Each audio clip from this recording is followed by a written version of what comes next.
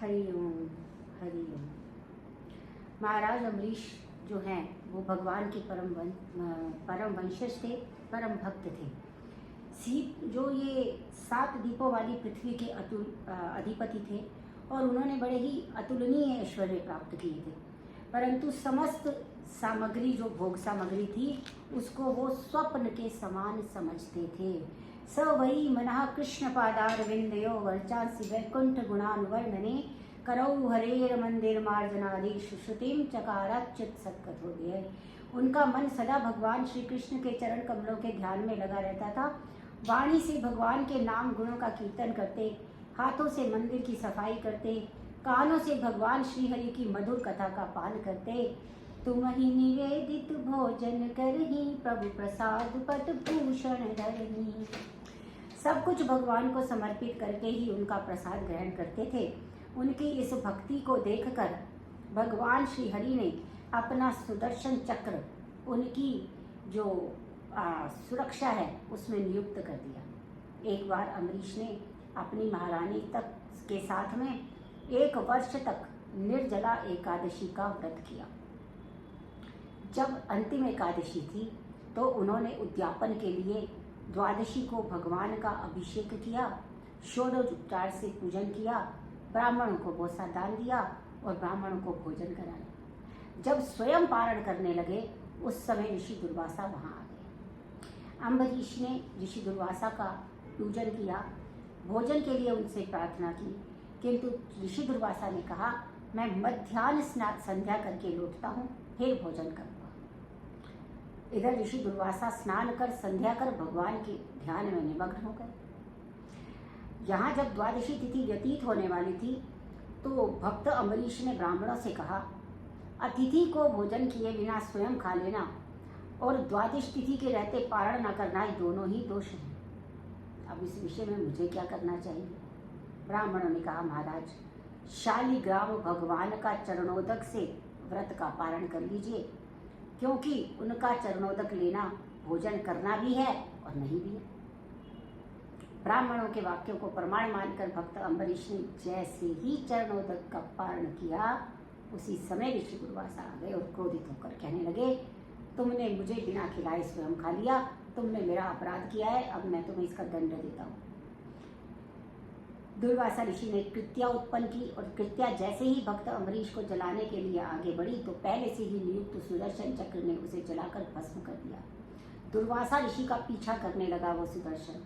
दुर्वासा ऋषि वहां से भागे, ब्रह्मा जी के चरणों में आए। ब्रह्मा जी ने कहा दुर्वासा ये शस्त्र उन भगवान नारायण का है जिनकी शक्ति से संपन्न हो मैं इस जगत की सृष्टि करता हूँ, मैं तुम्हारी रक्षा नहीं कर सकता, तुम भगवान शंकर की शरण में जाओ। भगवान शंकर की शरण में आए तो उन्होंने कहा कि ये चक्र तो उन प्रभु का है जिनका मैं निरंतर चिंतन करता हूँ, इसलिए मैं तुम्हारी रक्षा नहीं कर सकता, तुम भगवान नारायण की ही शरण में जाओ, मैं रक्षा नहीं कर सकता। नारायण के पास आए, प्रभु रक्षा करो रक्षा करो। भगवान नारायण ने कहा अहम भक्त पराधीनो हय स्वतंत्र इव द्विजा साधु ग्रस्त हृदयो भक्तैर्भक्त जनप्रिया। मैं अपने उन प्यारे भक्तों के अधीन हूँ। मैं दारागार पुत्राप्तान प्राणान वित्तमिमं परम हित्वा मां शरणं जाता कथं तांस्त्यक्तुं मत्सहे। जो भक्त मेरे लिए अपनी स्त्री पुत्र धन और त्याग कर दिया उनका त्याग मैं कैसे कर सकता हूँ।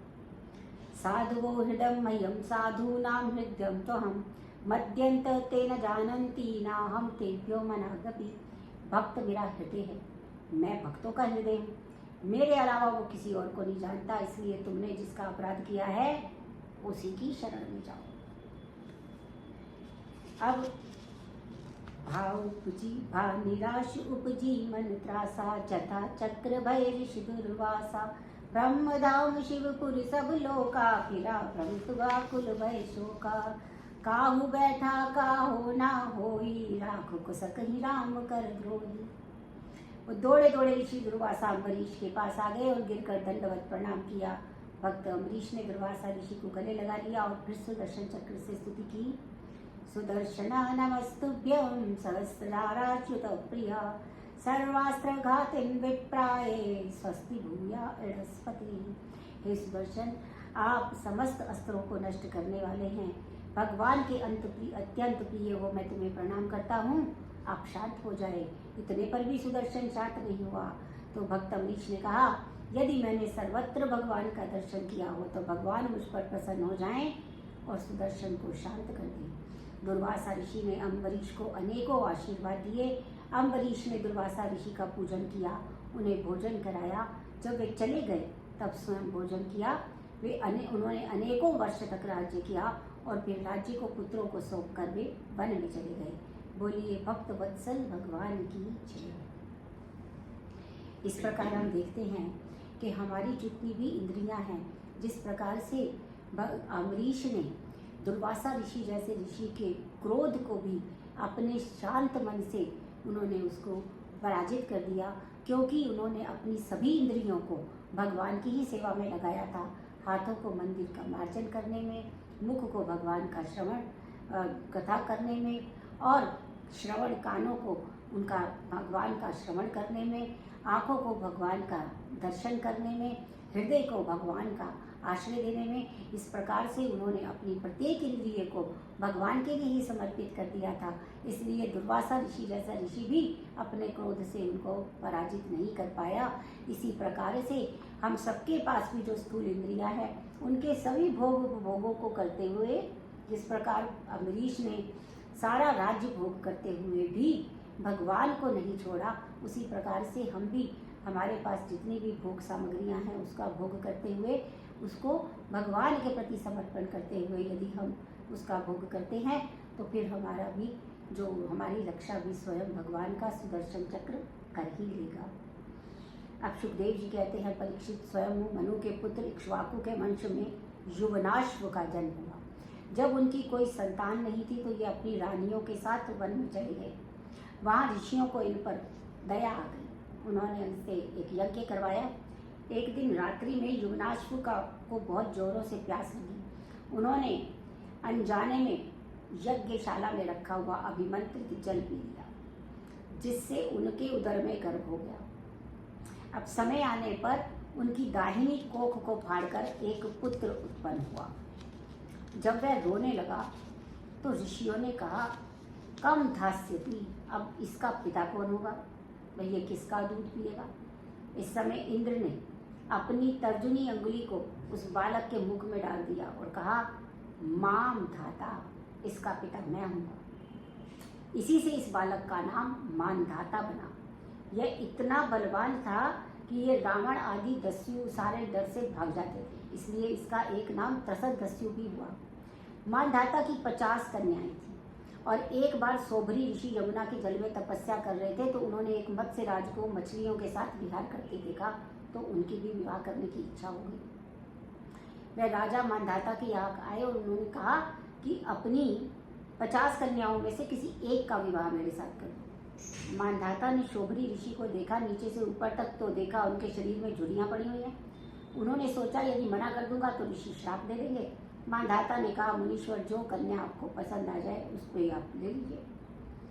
सोभरी ऋषि मानधाता के मन की बात को समझ गए। उन्होंने योग बल से इतना सुंदर स्वरूप बनाया कि 50 की 50 कन्याओं में उन्हें पसंद कर लिया। सोभरी ऋषि ने 50 रूप किए, एक ही मुहूर्त में 50 कन्याओं से विवाह कर लिया। उन्हें अपने आश्रम में ले आए, अनेकों वर्षों तक भोगते रहे और एक दिन बैठकर विचार करने लगे, देखो मेरे विनाश को देखो, कहाँ मैं अकेला एक मत्स्य के विहार को देखकर स्त्रियों के रूप में 50 हो गया और संतानों के कारण 50,000 हो गया। संगम त्यजेत मिथुनव्रतिना मुमुक्षु सर्वात्मना न विसृजेत बहिरिंद्रियाणि एकश्चरन् रहसि चित्तमनन्ता ईशे युञ्जीत तद्व्रतिषु साधुषु चेत प्रसंगः। इसलिए जो मोह से हटके मोक्ष प्राप्त करना चाहता है उन्हें कभी भी भोगी प्राणियों का संग नहीं करना चाहिए। वह अकेला ही भ्रमण करे, अपनी इंद्रियों को बाहर ना भटकने दे, अपने चित्त को भगवान के चरणों में लगा दे और यदि संग करने की इच्छा है तो भगवान के प्रेमी भक्तों का संग करे। इस प्रकार विचार करके उन्होंने घर छोड़ दिया, वन में चले गए और भगवान का भजन कर भगवान को प्राप्त कर लिया। मानधाता और सबकी जो कथा है ये बताती है कि जीवन में सबसे अधिक जो हानिकर है वो काम वासना है, क्योंकि काम वासना सबसे अधिक मोह को उत्पन्न करने वाली होती है और इसी के कारण क्रोध आदि अन्य भी मानसिक विकार उत्पन्न होते हैं। परीक्षित मानधाता के वंश में त्रिशंकु के पुत्र हरिश्चंद्र हुए। जब हरिश्चंद्र की कोई संतान नहीं थी तो उन्होंने वरुण देवता से प्रार्थना की कि प्रभु यदि मुझे पुत्र हुआ तो मैं उससे आपका यज्ञ करूँगा। वरुण देवता की कृपा से हरिश्चंद्र के यहाँ पुत्र हो गया। बालक के उत्पन्न होने पर भी हरिश्चंद्र के उसका रोहित नाम का पुत्र हुआ। हरिश्चंद्र ने कहा अभी बालक छोटा है, इसके दांत निकल आएंगे तब यजन करूँगा। दांत भी निकल गए। वरुण देवता ने कहा दांत आ गए। अब तो हरिश्चंद्र ने कहा इसके दूध के दांत टूट जाए, पुनः दांत उत्पन्न होंगे तब करूँगा। दूध के दांत निकलने पर वरुण देव आए तो हरिश्चंद्र ने कहा इसका उपनयन संस्कार हो जाए फिर करता हूँ। अब जब ये अस्त्र शस्त्र धारण करने लगेगा तब यजन करूँगा। ये बात जब रोहित को मालूम हुई कि पिताजी मेरी बलि चढ़ाने वाले हैं तो वो वन में भाग गया। यहाँ बारंबार मना करने पर वरुण देवता रुष्ट हो गए, जिससे हरिश्चंद्र को महोदर रोग हो गया।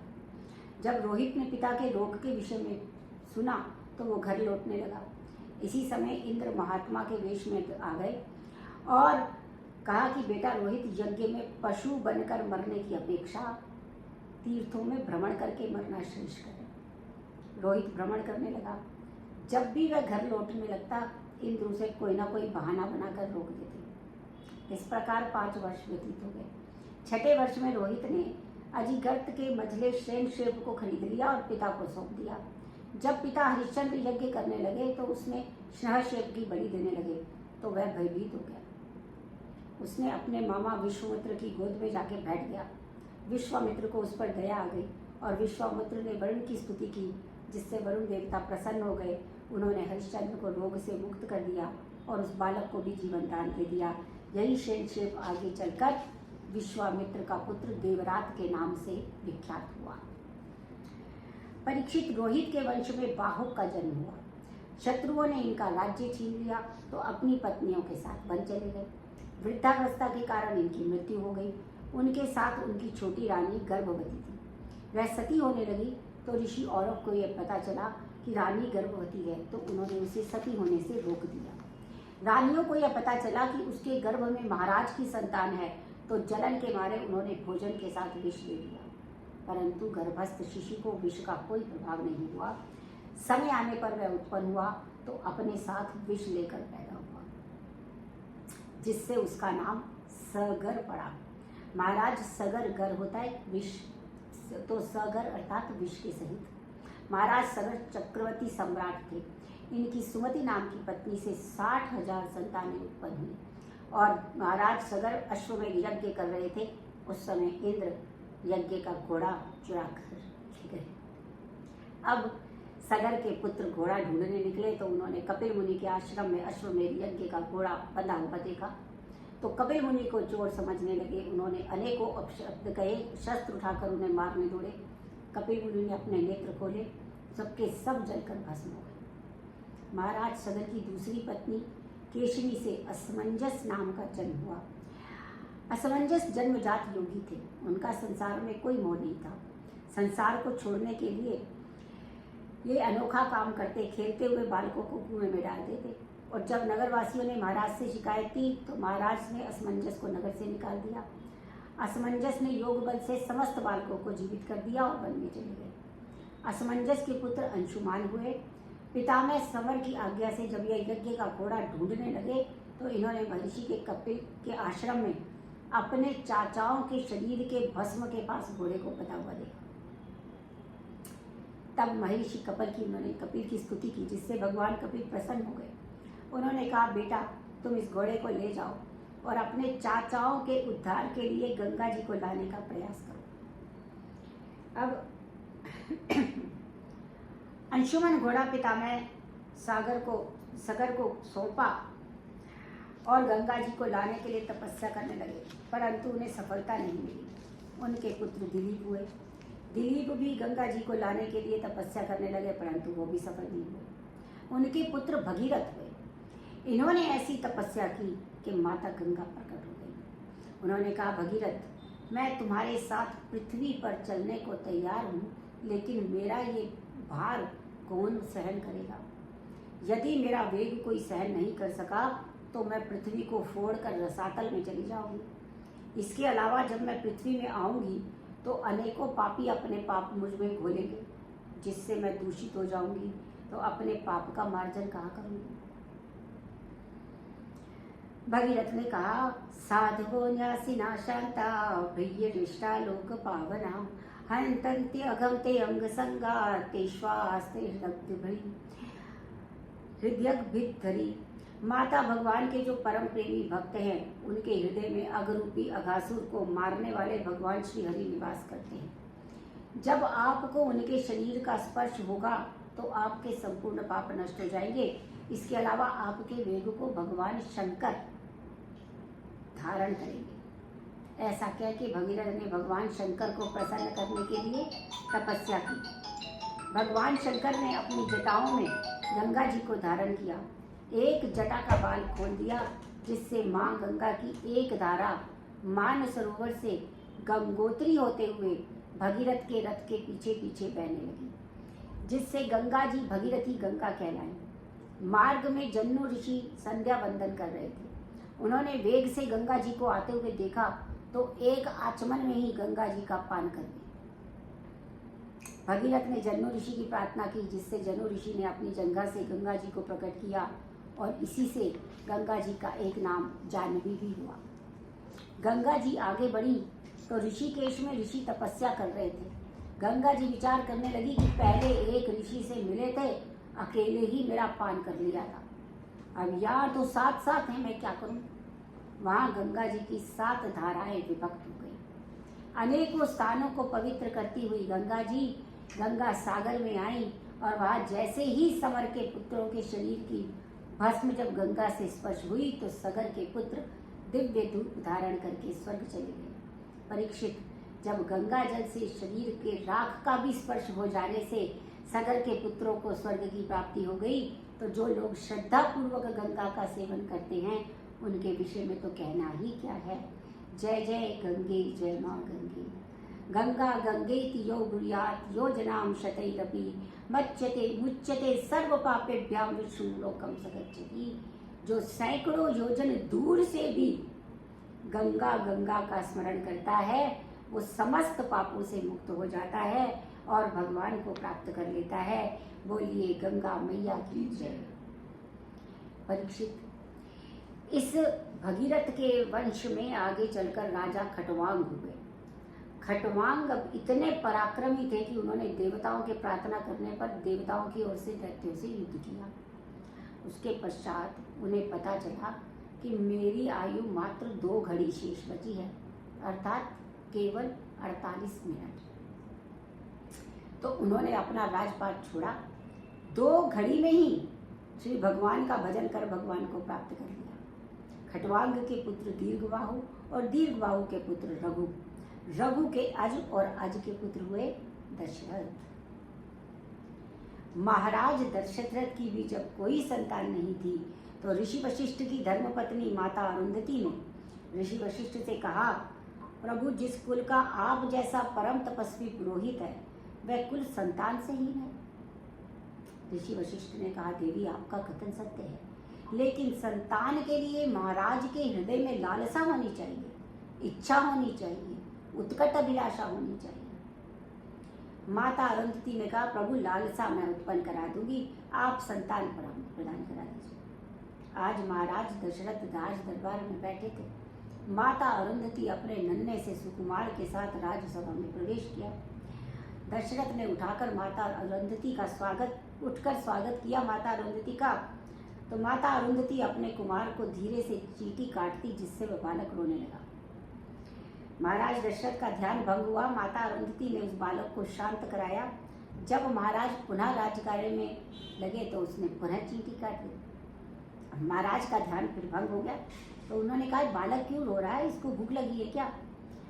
माता अरुंधति ने कहा, महाराज, इसे भूख नहीं लगी, ये कह रहा है मेरे पिता रघुवंश के पुरोहित हैं, महाराज दशरथ की कोई संतान नहीं है, मैं किसकी पुरोहिताई करूंगा, मैं किसका पुरोहित बनूंगा।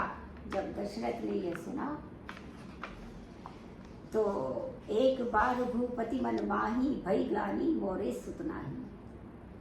अब उन्हें बड़ी ग्लानि हुई कि मेरी तो संतान नहीं है। गुरुदेव वशिष्ठ के पास गए, चरणों में प्रणाम किया और प्रार्थना की, गुरुदेव ऐसी कृपा कीजिए कि मुझे संतान उत्पन्न हो। ऋषि ने कहा महाराज धीरज धारण कीजिए, आपकी चौथी अवस्था आ गई है, इसलिए आपके यहाँ एक नहीं 4 पुत्र होंगे। अच्छा, उन्होंने ऋषि श्रृंगी को बुलाया, पुत्र का मेष्टि यज्ञ करवाया। अग्नि देवता हाथ में चरु का पत्र लेकर प्रकट हो गए। महाराज दशरथ ने उस चरु को 2 भागों में बांटा, फिर एक भाग कैकेयी को दिया, दूसरा सुमित्रा को दिया। अब एक भाग में के जो है सुमित्रा वाला भाग एक बाज उठा के ले गया, और माता अंजनी तपस्या कर रही थी, वह चरु उस बाज ने माता अंजनी की हथेली पर डाल दिया। चरु से दिव्य सुगंध आ रही थी। उस चरु को माता अंजना ने ग्रहण किया, जिससे अंजनी नंदन पवन पुत्र हनुमान का जन्म हुआ।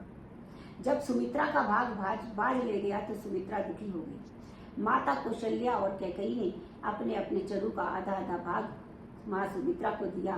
दीदी भगवान की कृपा से, सुमित्रा ने कहा, दीदी भगवान की कृपा से अगर मेरे 2 पुत्र हुए तो एक संतान आपके पुत्र की सेवा करेगा, दूसरा संतान आपके पुत्र की सेवा करेगा।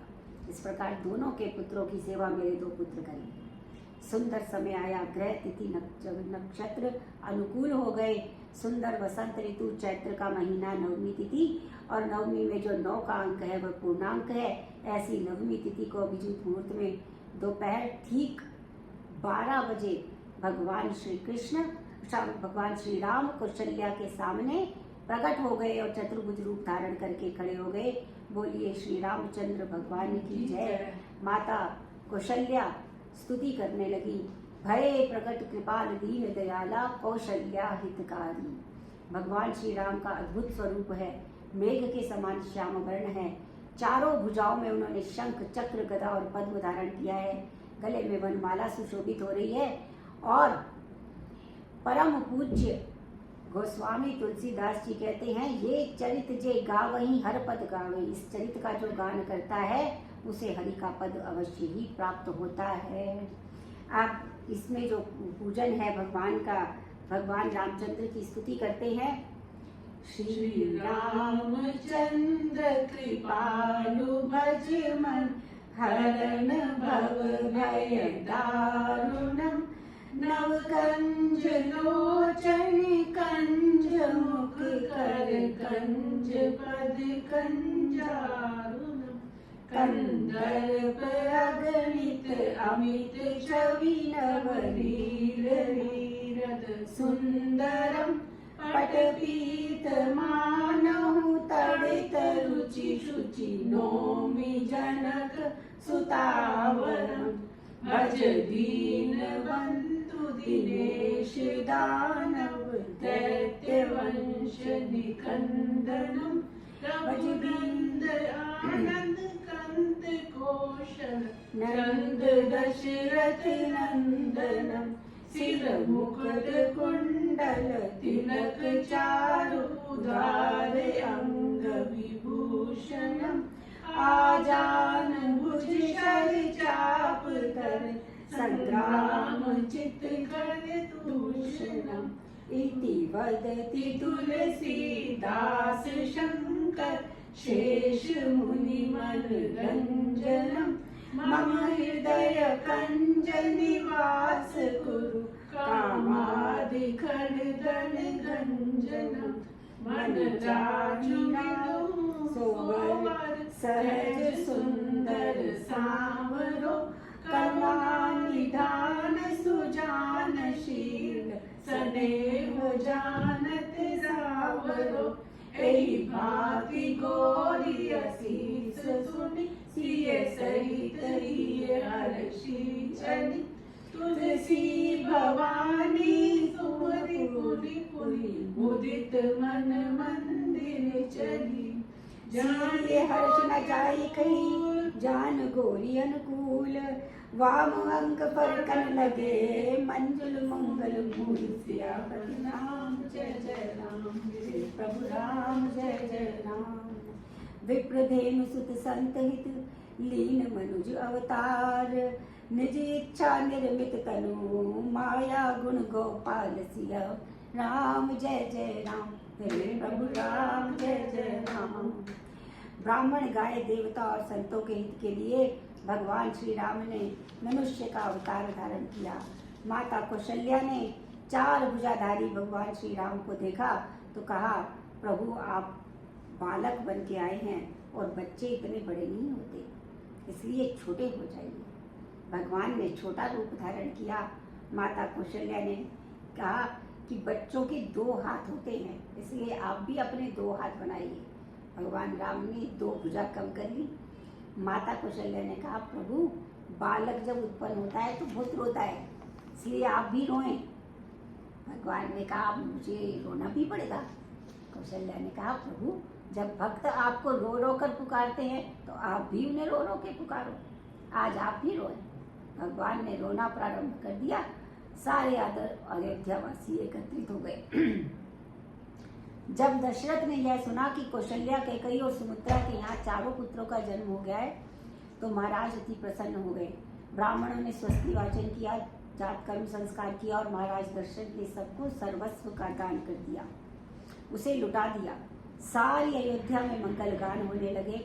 1 महीने का वो एक दिन हो गया जब 4 कुमार बड़े हुए तो ऋषि वशिष्ठ ने उनका नामकरण संस्कार किया। जो आनंद सिंधु सुख राशि सी करते त्रैलोक शुभाशी, जो सुख धाम राम असनामा अखिल लोकदायक विश्रामा। जो आनंद के समुद्र और सुख की राशि हैं, जिनके एक कण में तीनों लोक सुखी हो जाते हैं, जो सुख के भवन और संपूर्ण लोकों को विश्राम देने वाले हैं, उन कौशल्या के पुत्र का नाम राम हुआ। विश्व भरण पोषण कर जोई, ताकर नाम भरत अस होई। जो संपूर्ण विश्व का, जगत का पोषण करने वाले हैं, उन पे कैकेयी के पुत्र का नाम भरत हुआ। जाके सिमरन ते विपुनाशा, नाम शत्रुघ्न वेद प्रकाशा। जिनके नाम से ही शत्रु जो है वो उनका नाश हो जाता है, ऐसे सुमित्रा के छोटे कुमार का नाम शत्रुघ्न है। लक्षण धाम राम प्रिय, प्रिय सकल जगत आधार। गुरु वशिष्ठ ते ही राखा, लक्ष्मण नाम उदार। जो शुभ लक्षणों के धाम भगवान श्री राम के प्यारे और संपूर्ण जगत के आधार हैं, वशिष्ठ जी ने उनका नाम लक्ष्मण रखा। जब ये कुछ बड़े हुए, उनका उपनयन संस्कार हुआ तो गुरु वशिष्ठ के यहाँ वो विद्या अध्ययन के लिए गए। गुरु गिर गए पढ़न रघुराई, अल्पकाल विद्या सब पाई।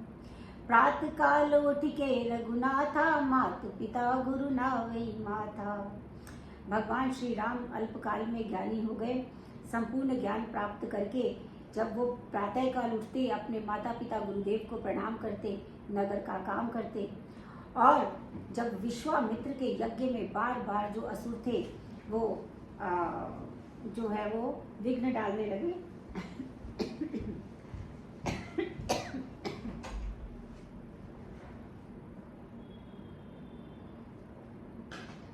तो और उन्होंने जाना कि प्रभु श्री राम यहाँ अवतार लेकर पृथ्वी का भार उतारने के लिए आए हैं और उनका पृथ्वी का भार उतारने का समय हो गया है, तो वो अयोध्या आए। महाराज दशरथ ने ऋषि विश्वामित्र का स्वागत किया और सत्कार किया और कहा, प्रभु आपका आगमन किस कारण से हुआ? आपको आज्ञा करने में देर लगेगी, परंतु मुझे पूर्ण करने में देर नहीं लगेगी। अनुज समेत देहु रघुनाथा, निश्चर वध में हो सनाथा। मुझे छोटे भाई लक्ष्मण के सहित रघुनाथ को दे दो। दशरथ जी ने कहा, गुरुदेव सब सुत प्रिय मोहि प्राण की नाई, राम देत नहीं बनत गुसाई।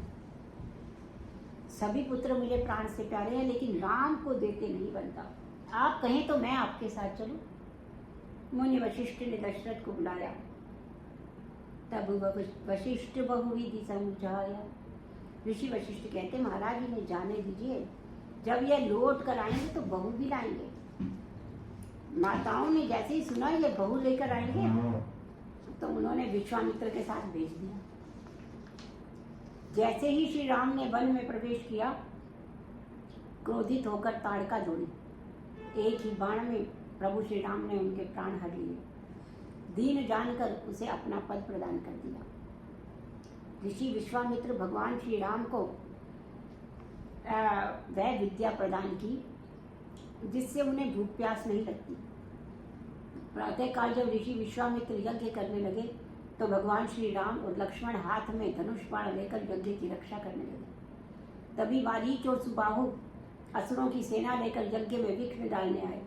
भगवान श्री राम ने सुबाहु का वध किया और मारीच को ऐसा बाण मारा कि वो 100 योजन दूर समुद्र के तट पर जा गिरा।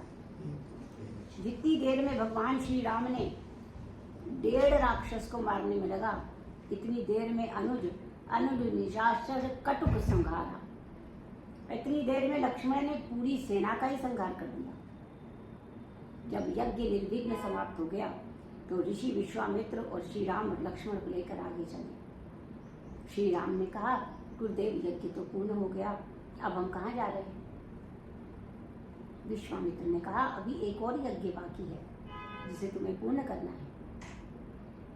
मार्ग में श्री राम ने एक आश्रम देखा जिसमें पशु पक्षी जंतु कोई नहीं थे।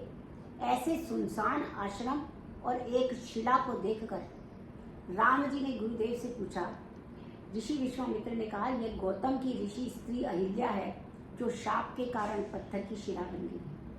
ये तुम्हारी चरण धूलि को चाहती है। जैसे ही श्री राम के चरण रज का स्पर्श हुआ, अहिल्या प्रकट हो गई। इसके बाद भगवान श्री राम ने पतित पावनी गंगा में स्नान किया और ऋषि विश्वामित्र ने गंगा की महिमा का वर्णन किया और जनकपुर में प्रवेश किया।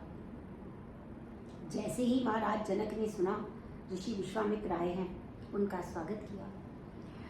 श्री राम और लक्ष्मण जी को राजा जनक ने देखा तो पूछा, ये दोनों कौन हैं? ऋषि विश्वामित्र ने कहा, राजन तुम्हें क्या लगता है? जनक जी ने कहा, ब्रह्म जो निगम नेति कही गावा, उभय भेष धर के सोयावा। उन्होंने कहा, मुझे तो लगता है कि वेद जिसका नेति नेति कह के गान करते हैं, ब्रह्म मंगल रूप धारण करके आ गया हो। मेरा मन स्वभाव से वैराग्य स्वरूप है, परंतु इनको देखकर मैं मुग्ध हो गया, जैसे चंद्रमा को देखकर चकोर। इनहि विलोकत अति अनुरागा, बरबस ब्रह्म सुखई मन त्यागा। इनको देखते ही मेरा मन जो है बहुत ही अत्यधिक इनके प्रति मेरा जो है आसक्ति हो गई और सारे ब्रह्म सुख का त्याग हो गया। मुनि विश्वामित्र ने कहा, ये रघुकुल की मणि महाराज दशरथ के पुत्र हैं, इन्हें मेरा यज्ञ पूर्ण करने के लिए भेजा है। महाराज जगत ने कहा, मुनिवर आपका यज्ञ पूर्ण हो गया, अब तो हमारे यज्ञ की भी हमारा यज्ञ भी सफल कीजिए। महाराज जनक ने भगवान श्री राम, लक्ष्मण और श्री विश्वामित्र को जाह्नवी के निवास स्थान सुंदर सदन में ठहराया।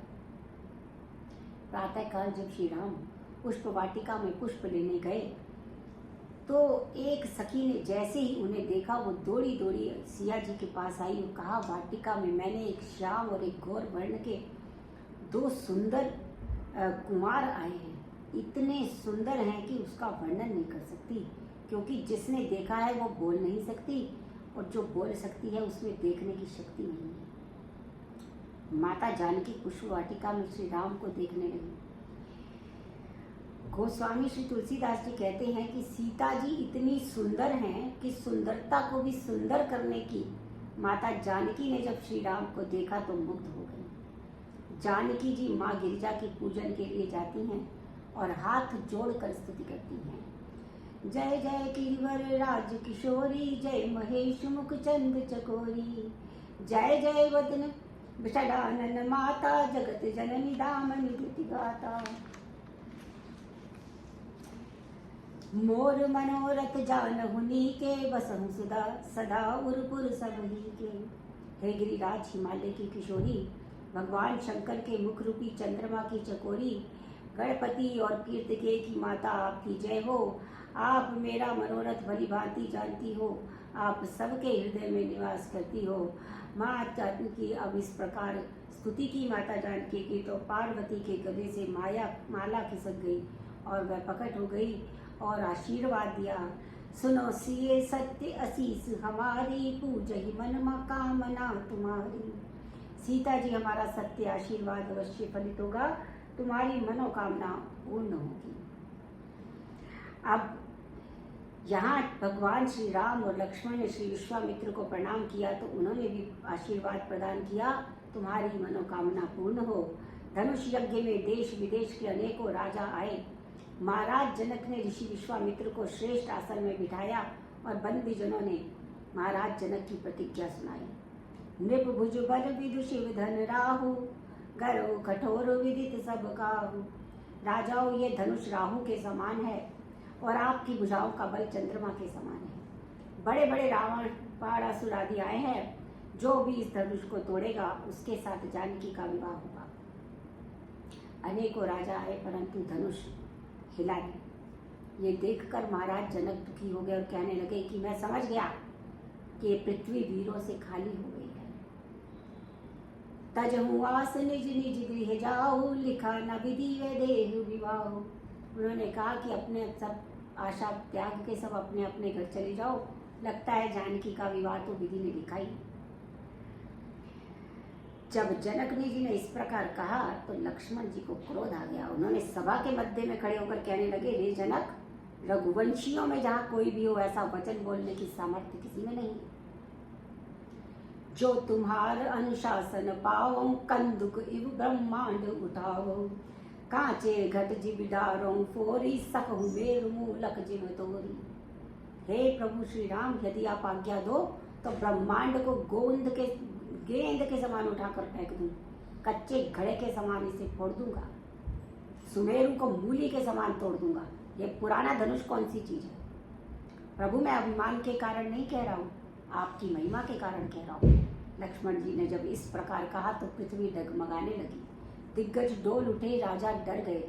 सीता जी प्रसन्न हो गई और महाराज जनक सकुचा गए। ऋषि विश्वामित्र जी ने श्री राम को धनुष भंग करने की आज्ञा दे दी। भगवान श्री राम धीरे धीरे धनुष की ओर जा रहे थे।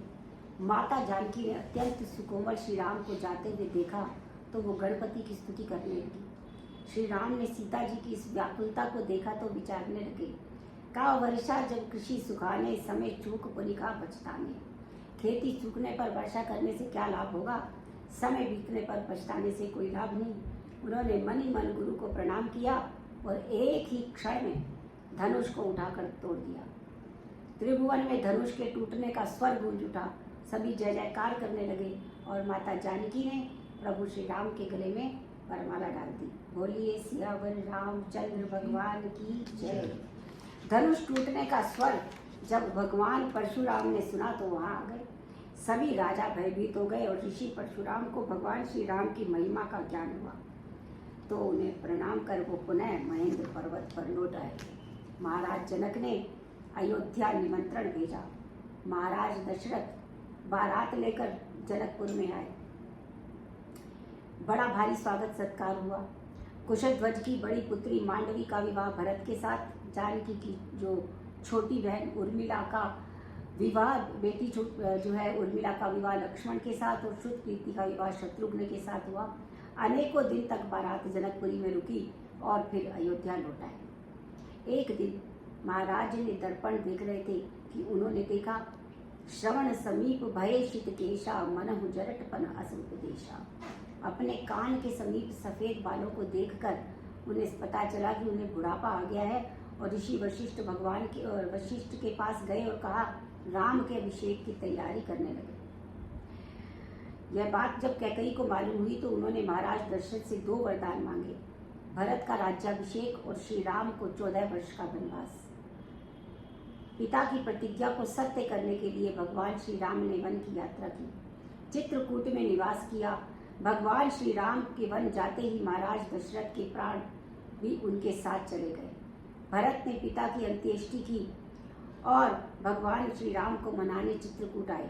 उनकी पादुका लेकर वो अयोध्या में स्थापित की और स्वयं नंदीग्राम में रहने लगे। भगवान श्री राम ने 12 वर्ष तक चित्रकूट में निवास किया और फिर आगे की यात्रा की। एक स्थान पर उन्होंने ऋषियों की अस्थियों का पहाड़ देखा तो प्रतिज्ञा ली कि मैं पृथ्वी को राक्षसों से विहीन कर दूंगा।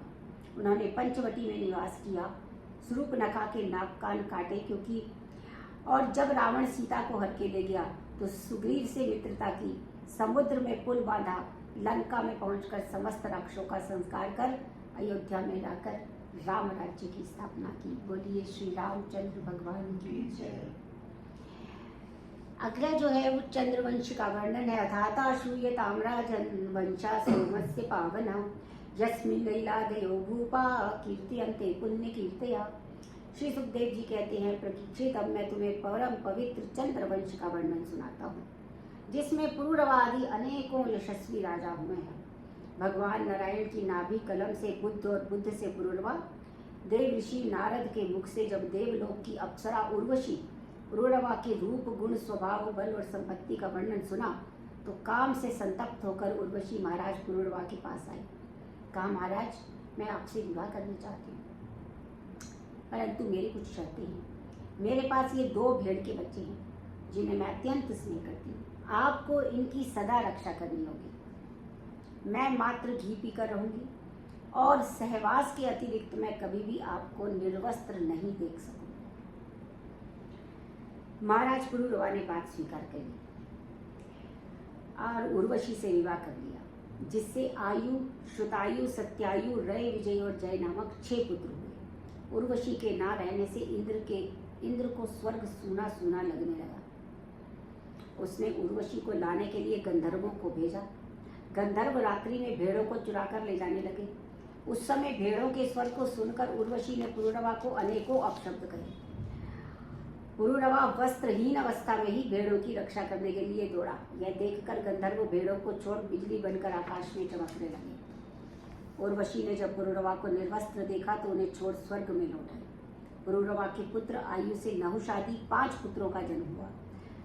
नहुष से याति, ययाति, संयाति, अयाति, वियाति और कृति, इस प्रकार के 6 पुत्र हुए, जिन्होंने महाराज ययाति का विवाह दैत्य गुरु शुक्राचार्य की पुत्री देवयानी से हुआ।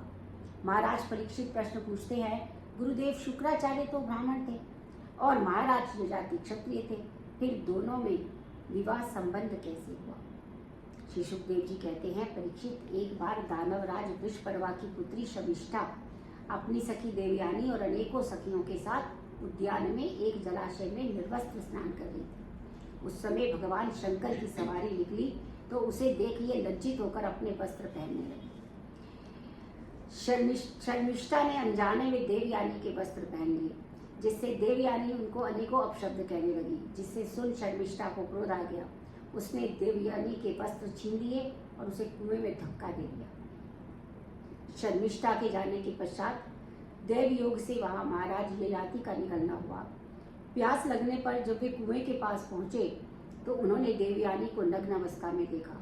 देवयानी ने कहा, महाराज उसे अपना उत्तरीय वस्त्र प्रदान के लिए कहा, बाहर निकालना चाहा और अब उन्होंने महाराज ने अपना उत्तरीय उसे प्रदान कर दिया।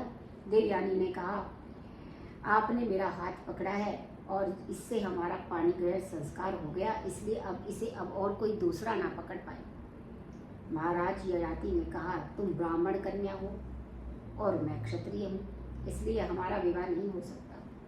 देवयानी ने कहा, महाराज मुझे बृहस्पति के पुत्र कच का श्राप है कि मेरा विवाह कभी भी ब्राह्मण कुल में नहीं होगा, इसलिए आप मुझसे पाणी ग्रहण कर लीजिए। महाराज ययाति ने देवयानी की बात मान ली। देवयानी अपने पिता शुक्राचार्य के पास लौट कर आई।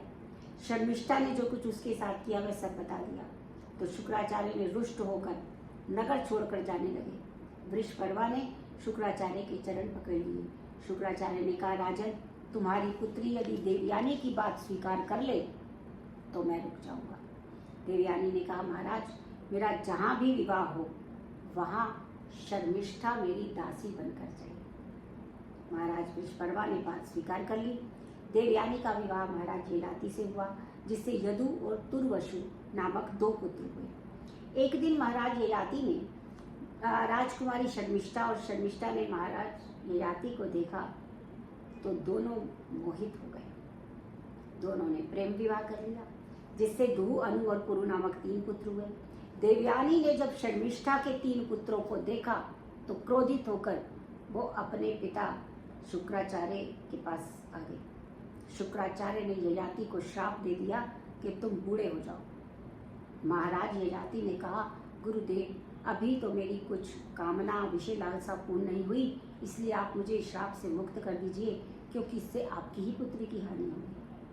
शुक्राचार्य ने कहा, तुम्हारा जो पुत्र तुम्हें जवानी दे दे, उससे तुम अपना बुढ़ापा बदल लो। ययाति ने अपने पुत्रों से उनकी जवानी मांगी तो सबने मना कर दिया। सबसे छोटे पुत्र पुरु से जवानी मांगी तो पुरु ने कहा, कोनु लोके मनुष्येन्द्र पितुरात्म कृता पुमान प्रतिकर्तुं क्षमो यस्य प्रसादात् विन्दते पर। पिताजी, पिता की ही कृपा से पुत्र के शरीर की प्राप्ति होती है। ऐसी अवस्था में पिता के उपकार का बदला कौन चुका सकता है? उत्तम पुत्र तो वही है जो पिता के मन की बात को समझकर बिना कहे ही कर दे। जो कहने पर करे वो मध्यम पुत्र है, और जो कहने पर भी ना करे वो अधम पुत्र है। ऐसा कह के पुरु ने अपनी जवानी अपने पिता को दान दी। जवानी को प्राप्त कर महाराज ययाति ने अनेकों वर्षों तक ऋषियों को भोग में लगे रहे और अंत में उन्हें वैराग्य हो गया। उन्होंने बहुत सुंदर कहा, माता स्वस्रा दुहित्रा वा नाविदिक्तासनो भवेत् बलवान इंद्रिये ग्रामो विद्वान स मापी कर्षति। उन्होंने कहा कि अपना माता, बहन, पुत्री के साथ किसी पुरुष को एकांत में नहीं बैठना चाहिए, क्योंकि इंद्रियां इतनी बलवान होती हैं कि वो बड़े से बड़े विद्वान को भी विचलित कर देती हैं। महाराज ययाति ने पुरु को उसकी जवानी लौटा दी और संपूर्ण राज्य पुरु को सौंपकर वो वन में चले और भगवान का भजन कर उन्होंने उन्हें प्राप्त कर लिया। अब महाराज पुरु के वंश में दुष्यंत का जन्म हुआ। महाराज दुष्यंत एक बार शिकार खेलते हुए महर्षि कपिल के आश्रम पहुंचे। वहां उन्होंने एक अत्यंत सुंदर युवती को देखा और मोहित हो गए। उसने कहने लगी कि देवी, तुम्हें देखकर ऐसा प्रतीत होता है जैसे कि तुम कोई राजकुमारी हो। उस युवती ने कहा, महाराज, आपका कथन सत्य है। मैं देव अप्सरा मेनका के गर्भ से उत्पन्न हुई हूँ। ऋषि विश्वामित्र की पुत्री हूँ। मेरा नाम शकुंतला है। महाराज दुष्यंत ने वन में ही गांधर्व विधि से शकुंतला से विवाह कर लिया और नगर लौट आए। शकुंतला से कुछ समय के पश्चात एक पुत्र का जन्म हुआ जिसका नाम भरत था। वह इतना बलवान था कि बाल्यावस्था में ही वो शेरों को पकड़ पकड़ के उनके दांत गिनता था। शकुंतला ने जब इस पुत्र को लेकर दुष्यंत के दरबार में आई तो दुष्यंत उन्हें पहचान नहीं सके। उस समय आकाशवाणी हुई, महाराज, ये तुम्हारी ही पत्नी शकुंतला है और ये उत्पन्न हुआ पुत्र तुम्हारा है, तुम इसका भरण पोषण करो। दुष्यंत के पश्चात भरत राजा हुए और इन्हीं भरत वंश में महाराज रंती देव का जन्म हुआ। अब रंती देव अपनी प्रजा से इतना स्नेह करते थे कि एक बार उनके राज्य में अकाल पड़ा तो उन्होंने संपूर्ण धन धान्य प्रजा के हित में लगा दिया। स्वयं 48 दिनों तक भूखे रहे। 49वें दिन जब उन्होंने कुछ भोजन और जल मिला तो भगवान को भोग लगाकर जैसे ही खाने लगे वैसे ही वहाँ पे ब्राह्मण अतिथि होके आ गए। उन्होंने उस ब्राह्मण अतिथि को भोजन कराया। वो जो कुछ थोड़ा बचा था उसे खाने लगे तो उसी समय एक चांडाल कुत्तों के साथ वहाँ पहुँचा। कहने लगा, महाराज, मैं और ये मेरे कुत्ते भूखे हैं, इनके प्राण निकल रहे हैं, महाराज मुझे भोजन का दान दो। महाराज रंती देव सर्वत्र भगवान का दर्शन करते थे और उन्होंने शुक्ल यजुर्वेद के 16वें अध्याय में एक मंत्र आता है, नमः स्वाभ्याम स्वपतिभ्यश्च नमो नमः। कुत्ते के रूप में और कुत्ते के स्वामी के रूप में जो परमेश्वर हैं, मैं उन्हें प्रणाम करता हूँ। महाराज रंती देव ने बचा हुआ अन्न जल उसे प्रदान किया और उसी समय भगवान श्रीहरि, ब्रह्मा और शंकर एक साथ वहाँ पर प्रकट हो गए और भगवान ने कहा, रंती देव वरदान मांगो। न कामेयं गतिमीश्वरात् परामष्टर्धियुक्तामनुपरं आर्ति प्रपद्ये किल देह बाजा मन्ता स्थितो येन भवन्ति दुःखा। रंती देव ने कहा, प्रभु, मुझे 8 सिद्धियों से युक्त परम गति नहीं चाहिए, ना ही मैं मोक्ष चाहता हूँ।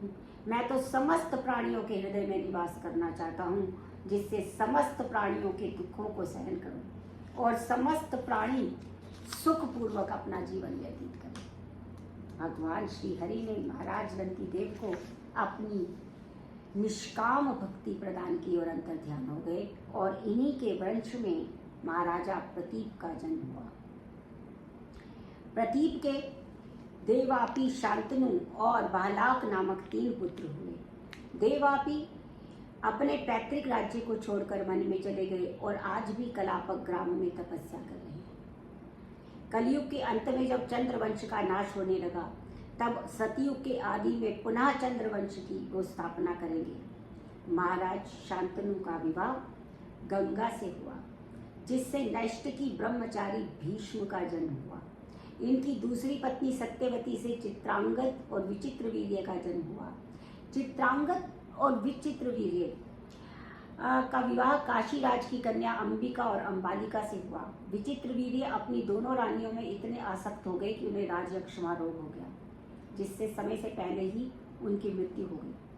संतान के ना होने पर माता सत्यवती के कहने पर व्यास जी के द्वारा अंबिका से धृतराष्ट्र का जन्म हुआ, अंबालिका से पांडु का जन्म हुआ और इनकी दासी से विदुर का जन्म हुआ।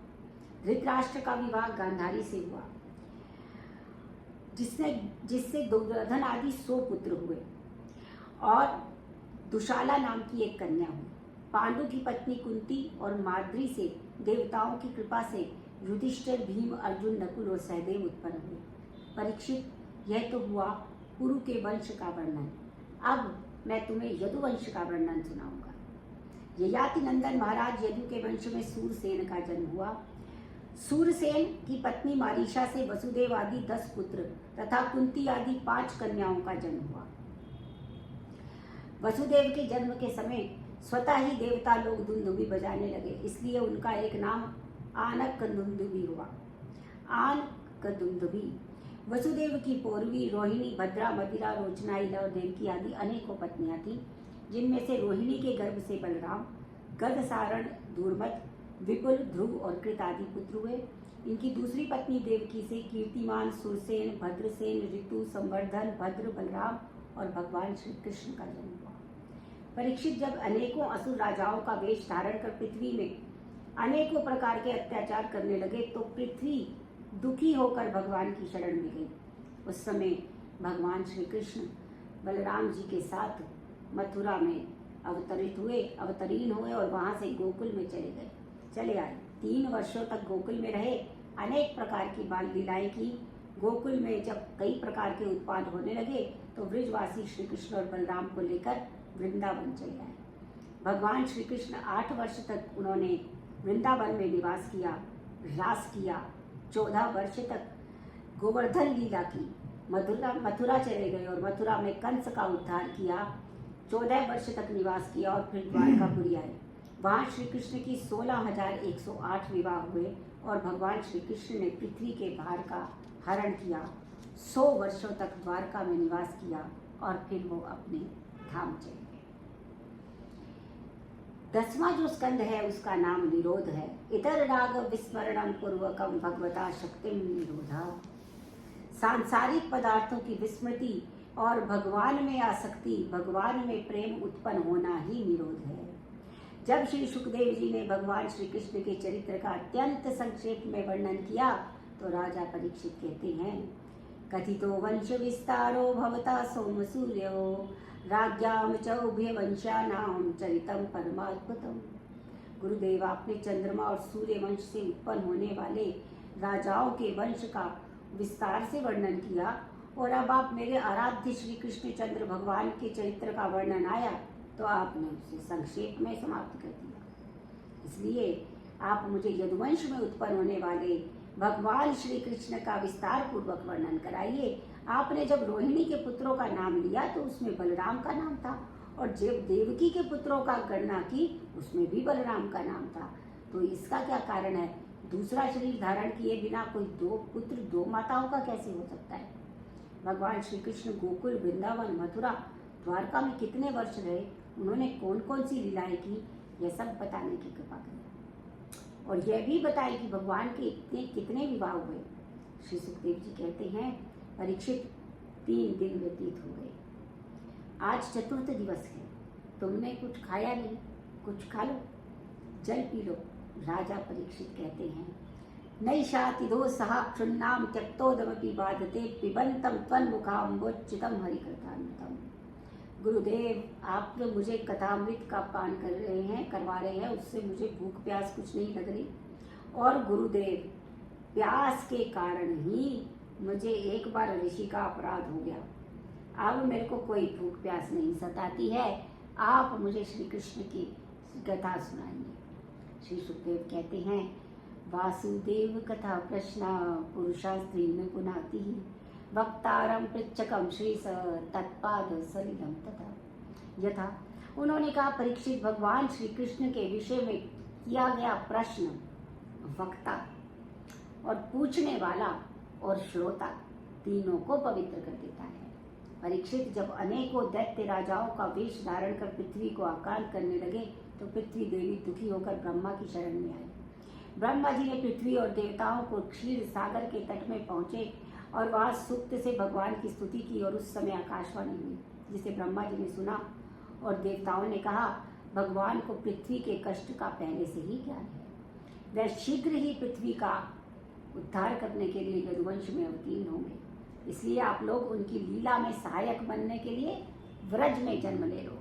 इस प्रकार देवता और पृथ्वी को आश्वासन दे ब्रह्मा जी चले गए। परीक्षित, यहाँ शूरसेन के पुत्र वसुदेव का विवाह कंस की चचेरी बहन देवकी से हुआ। वह देवकी को अत्यधिक स्नेह करता था। जब विदाई का समय आया तो उसने देवकी और वसुदेव को अपने रथ में बिठाया और स्वयं रथ हाँकने लगा। अस्यात्मो अष्टमो गर्भो हंता यामह से बुध। उन्होंने कहा, मूर्ख कंस, जिस देवकी को तू इतने बिठाकर प्रेम से ले जा रहा है, उसी की 8वीं संतान से तेरी मृत्यु होगी। कंस ने जैसे ही सुना, उसने घोड़ों की लगाम छोड़ दी, तलवार निकाली, देवकी नंदन और वासुदेव को मारने के लिए दौड़ा। वासुदेव ने कहा, अरे ये तुम्हारी बहन है, इसके विवाह का पवित्र समय है, इसलिए तुम इसे छोड़ दो। मृत्यु जन्मवतां वीरा देहे न स जायते अद्येवा शब्दान्ते वा मृत्युर्वै प्राणिनां दुरा। कंस प्राणी के उत्पन्न होते ही उसकी मृत्यु निश्चित हो जाती है, और आज क्या, आज हो या 100 वर्ष के बाद हो, मरना तो सभी को है। हितोपदेश में भी कहा गया है, आयु कर्मंच वितंच विद्या निधनमेव च पंचैतान्यपि सृज्यन्ति गर्भस्थस्यैव देहिनां। कि आयु, कर्म, धन, विद्या और मृत्यु, ये पांचों ही का निर्माण गर्भ में ही हो जाता है। और कंस, तुम्हें इस देवकी से तो कोई भय नहीं है, इसकी संतान से भय है। इसकी जो संतान होगी मैं तुम्हें दे दूंगा, तुम उसे मार देना। ये वचन सुन के कंस ने वसुदेव देवकी को छोड़ दिया। समय आने पर देवकी का प्रथम पुत्र कीर्तिमान हुआ। प्रतिज्ञानुसार वसुदेव ने वो पुत्र जाकर कंस को दिया। छोटे से निर्मल बालक को कंस ने देखा तो उसकी ममता जग गई। उसने सोचा, ये तो 8वीं संतान से भय है, इससे तो कोई भय नहीं है, आप इसे ले जाइए।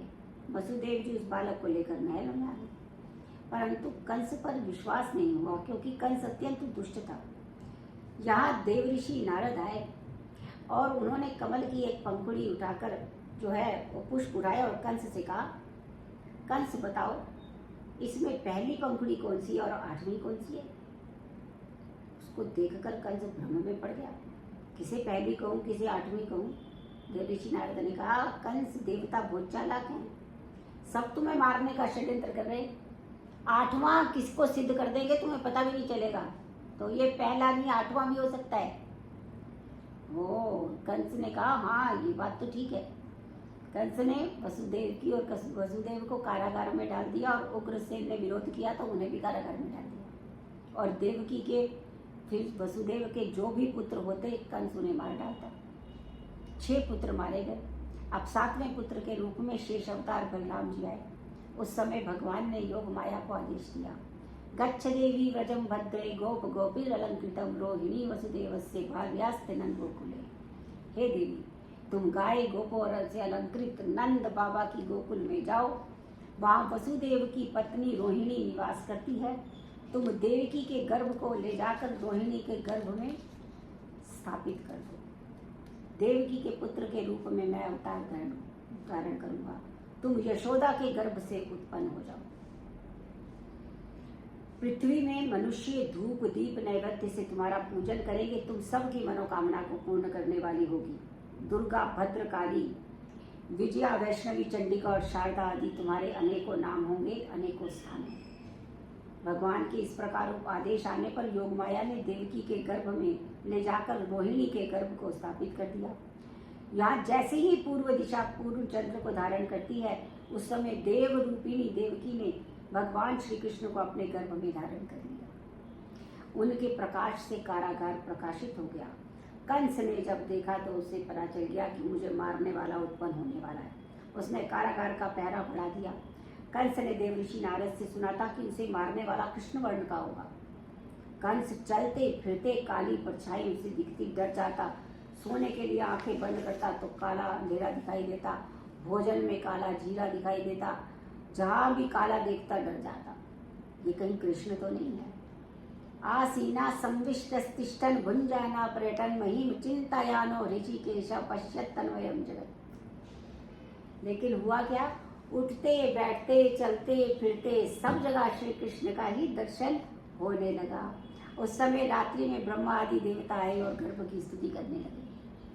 सत्यव्रतम सत्यपरम त्रिसत्यम सत्यस्य योनिनिहितं च सत्ये सत्यस्य सत्यमृतं सत्यनेत्र सत्यात्मकं त्वां शरणं प्रपन्नले। देवता कहते हैं, प्रभु आपका संकल्प सत्य है। देवता बड़े स्वार्थी हैं, भगवान को याद दिला रहे हैं। प्रभु आपने प्रतिज्ञा की थी, जन्म लेकर कंस को मारूंगा। आप अपनी प्रतिज्ञा भूलना मत। सत्य परम सत्य की प्राप्ति का श्रेष्ठ साधन है। त्रिसत्यम जगत की उत्पत्ति, प्रलय के पश्चात और जगत की स्थिति, तीन कालों में आपके रूप में ही सत्य है। पृथ्वी जल तेज जब आकाश पंच महाभूत है, इनके भी कारण आप हैं। आप अंतर्यामी हैं, आप विराजमान हैं, आप सत्य के भी सत्य हैं।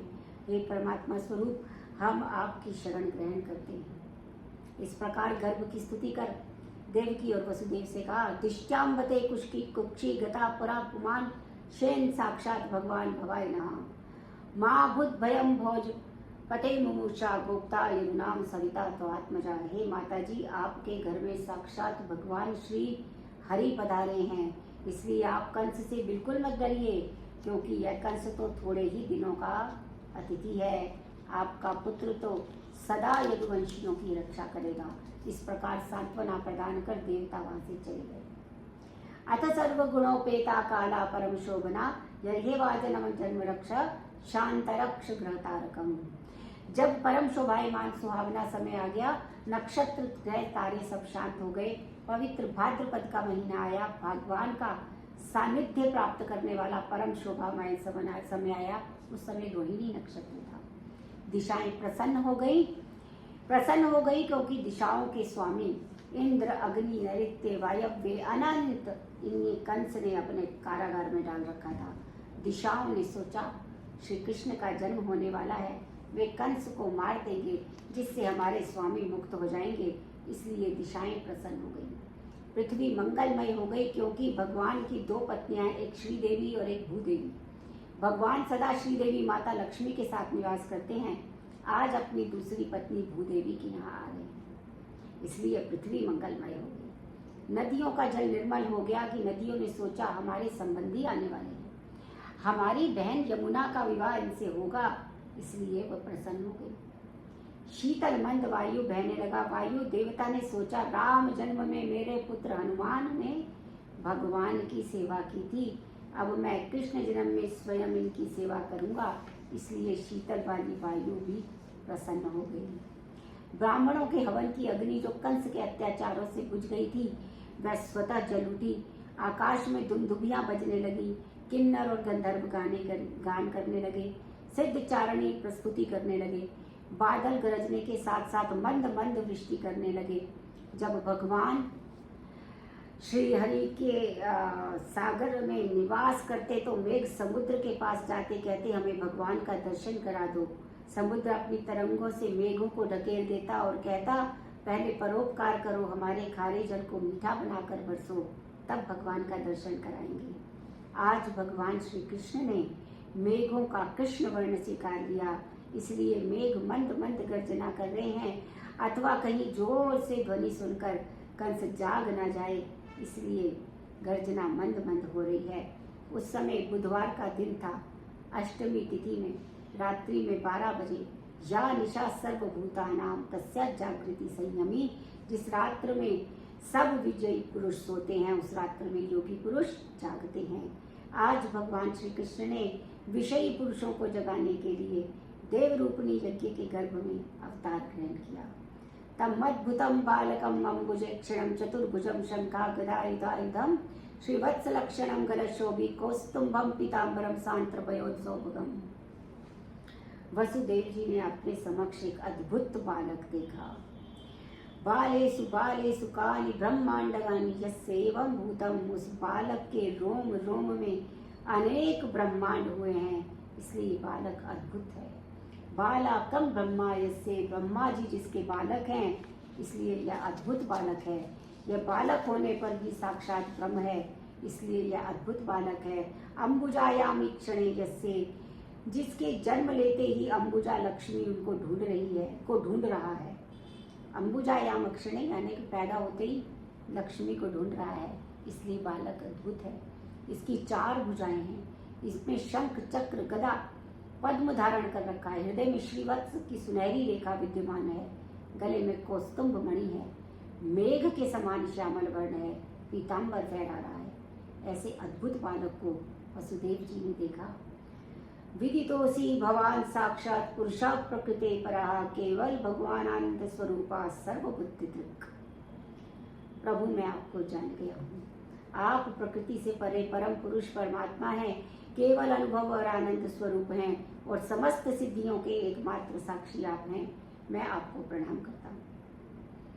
माता देवकी ने कहा, प्रभु आप अपने इस सुंदर स्वरूप को छिपा लीजिए, क्योंकि कंस बहुत दुष्ट है। उसे ये मालूम हुआ कि आपका जन्म मेरे गर्भ से हुआ है तो वह आपको मार देगा।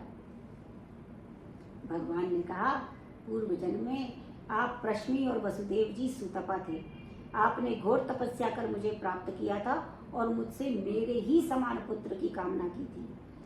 अब मेरे समान और मुझसे अधिक कोई है नहीं इस संसार में, तो मैं ही आपका पुत्र बन के, मैंने पिछले जन्म में कृष्ण गर्भ के नाम से विख्यात हुआ था। दूसरे जन्म में मैं कश्यप और अदिति थे, तब मैं उपेंद्र के रूप में आपके यहाँ उत्तीर्ण हुआ और अब मैं कृष्ण के रूप में आपके यहाँ उत्तीर्ण हुआ हूँ। पिछले जन्म का स्मरण कराने के लिए मैंने आप ये रूप धारण किया है। यदि कंसादि विवेशितम तरही गाम गोकुलम मया, यदि आपको कंस का भय है तो आप मुझे मैया यशोदा के पास गोकुल भेज दो, छोड़ दो। उनकी कन्या को आप अपने साथ ले आइए। ऐसा कह भगवान ने प्राकृत शिशु रूप धारण किया। वसुदेवनी ने जैसे ही श्री कृष्ण को शिरोधार्य सिर में धारण किया, सारे बंधन खुल गए। द्वारपाल सो गए। वर्षा के कारण यमुना का जल बढ़ा हुआ था। जैसे ही यमुना ने भगवान श्री कृष्ण के चरणों का स्पर्श किया, जैसे समुद्र ने श्री भगवान वैसे श्री राम को मार्ग दे दिया था, उसी प्रकार यमुना ने वसुदेव जी को मार्ग दे दिया। वसुदेव जी ने कन्हैया को मैया यशोदा के पास सुलाया और कन्या को लेकर मथुरा आ गए। जैसे ही कारागार में पहुंचे, समस्त बंधन पुनः पहले की तरह बंध गए। कन्या ने जोर से रोना प्रारंभ कर दिया, जिससे द्वारपाल जाग गए। दौड़े दौड़े कंस के पास आए और कहा, कंस गिरता पड़ता कारागार में आया। देवकी के हाथ से कन्या को छीन लिया। देवकी ने बहुत अनिर्णय किया, भैया आपने मेरे 6 पुत्रों को मार दिया, अंतिम यह कन्या, इसे छोड़ दो। कंस ने देवकी की एक नहीं मानी। उस कन्या को आकाश में उठाकर जैसे ही पटकने लगा, कन्या हाथ से छूटकर आकाश में चली गई और अष्टभुजी देवी के रूप में प्रकट हो गई। बोलिए योग माया देवी की जय। कहा, मूर्ख कंस, तुझे मुझे मारने से क्या मिलेगा? तुझे मारने वाला तो कहीं और जन्म ले लिया। अब तू व्यर्थ में निरपराध बालकों की हत्या मत कर। नंद गोप गृहे जाता यशोदा गर्भ संभवा, ततस्तो नाशयिष्यामि विंध्याचल निवासिनी। ऐसा आदेश देके कन्या विंध्याचल पर्वत में चली गई और विंध्यासिनी देवी के रूप में, विंध्यवासिनी देवी के रूप में विख्यात हुई। बोलिए विंध्यवासिनी मैया की जय। कंस ने जब योग माया की बात सुनी तो पश्चाताप करने लगा। ओहो भगिन्य हो भाम मया वो बात पाप ना पुरुषादिवापत्यम भवो हिंसिता सुता। हे देवकी और वसुदेव, मैंने देवताओं की बात में विश्वास कर लिया। आपके निरपराध बालकों की हत्या कर दी। आप मेरे इस अपराध को क्षमा कर दीजिए। देवकी और वसुदेव ने कंस को क्षमा कर दिया। रात्रि में कंस ने पूतना, सकटासुर आदि दैत्यों को बुलाया, उनमें आदेश दिया कि आज के 10 दिन के जो बालक हैं उन सबको मार डालें। कंस अनेकों प्रकार की योजना बनाता है, उसे योजना बनाने दीजिए और हम सब गोकुल चलते हैं। नंदस्त्वात्मज उत्पन्ने जातल दोमा मना आहु ये विप्रान वेद ज्ञान स्नाता शंकरता। नंद बाबा की जब चतुर्थ अवस्था आ गई, उनकी कोई संतान नहीं थी, तो उन्होंने ब्रजवासी ब्राह्मणों से अनुष्ठान कराया। ब्रजवासी ब्राह्मण दिन में अनुष्ठान करते, रात्रि में भीख मांगकर रबड़ी छानते और भगवान से प्रार्थना करते, प्रभु नंद बाबा को एक प्यारो सो लाला दे दो। भगवान ने ब्राह्मणों की प्रार्थना सुनी और जब यशोदा मैया गर्भवती थी तो नंद बाबा ने उनकी सेवा के लिए अपनी बहन सुनंदा को ले आए। जब प्रसव का समय निकट आया, नंद बाबा यमुना के किनारे बैठकर जप करने लगे। अभी तो भयो नाय नाथ नाय जाने कब होएगो, अभी तो भयो नाय जाने कब होएगो। इस समय सुनंदा बुआ की आंख खुली। उन्होंने यशोदा के पास एक नीलमणि से बालक को देखा और वो नीलमणि से बालक को देखा तो यशोदा को जगाया और दौड़ी दौड़ी नंद बाबा के पास आई और कहा, ऐसे ना बताऊंगी, नवलखा हार लूंगी। बाबा ने कहा दियो। सुनंदा ने कहा, बाबा लाल भयो। प्रसन्नता के कारण नंद बाबा यमुना जी में छलांग लगा दी और सुनंदा बुआ ने थाली पीट पीट कर सारे ब्रजवासियों को जगा दिया। नंद बाबा ने ब्राह्मणों से स्वस्ति वाचन कराया, जात कर्म संस्कार कराया और ब्राह्मणों को 2 लाख गाय देने का संकल्प लिया। सभी ब्रजवासी गोप गोपियां सज धज कर नंद बाबा के प्रांगण में आईं और वहां दिव्य नंदोत्सव होने लगा। गोपियां सज धज कर आती और कन्हैया को आशीर्वाद देती। चिरम पीते बालिकई, यशोदा तेरा लाल चिरंजीवी होवे। जब से कन्हैया का जन्म ब्रज में हुआ, ब्रज सब प्रकार से सिद्धि सिद्धियों से युक्त हो गया और ब्रज की भूमि माता लक्ष्मी की क्रीड़ा स्थली बन गई। और इस प्रकार से भगवान श्री कृष्ण के जन्म के साथ ही चतुर्थ दिवस की कथा को हम समाप्त कर रहे हैं और पंचम दिवस की कथा में आप सभी का प्रतीक्षा रहेगी और हम सब में पढ़ जुड़कर पंचम दिवस की कथा में भी प्रवेश करेंगे। हरे कृष्णा कृष्ण कृष्ण हरे हरे, हरे राम राम राम हरे हरे। वो प्रसाद को